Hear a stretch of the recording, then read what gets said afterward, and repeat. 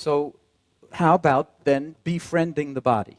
A lot of us don't want to go anywhere near the body, never mind befriending it. And as some comedians like to joke, I'm sort of okay for up here, but here I only visit on occasion when the conditions are right, second chakra, whatever it is. But, a lot of the time we don't actually integrate into our bodies.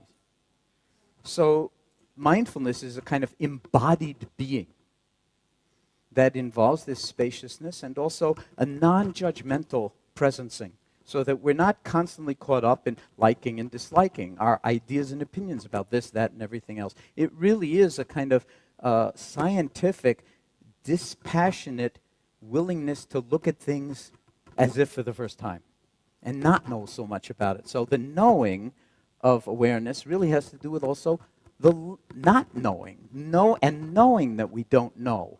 That is what most scientists hope to cultivate, because it's only when you reach the limits of what you know that you might have a snowball's chance in hell of moving into the domain of the not knowing and contribute something that has never been seen or felt or measured or realized before.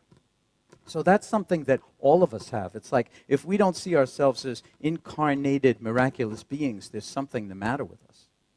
Because there's so much more right with us than wrong with us, no matter what's wrong with us, and that's what we tell our patients.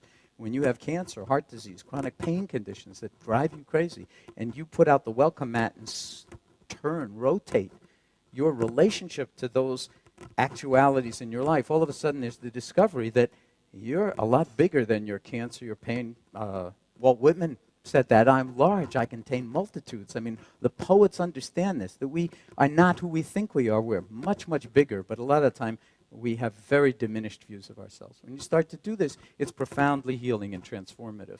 But I shouldn't use the verb doing, because it's more a being than a doing.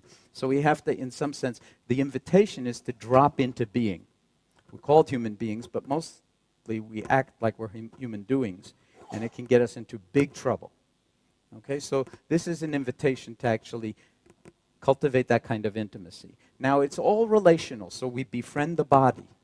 Whether we like it or not, we befriend it as it is. Whether we have cancer, heart disease, chronic pain, or just feel like we don't weigh what we want to weigh. We work at actually befriending it without it having to change. We're not into fixing. This is radically different from medicine, and medicine itself is realizing it has to change and not merely be into fixing.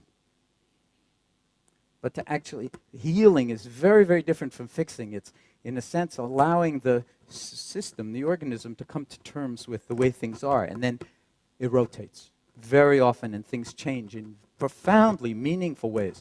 Meaningful ways that no one could ever sort of tell you about. You have to discover or uncover them yourself through your own willingness to engage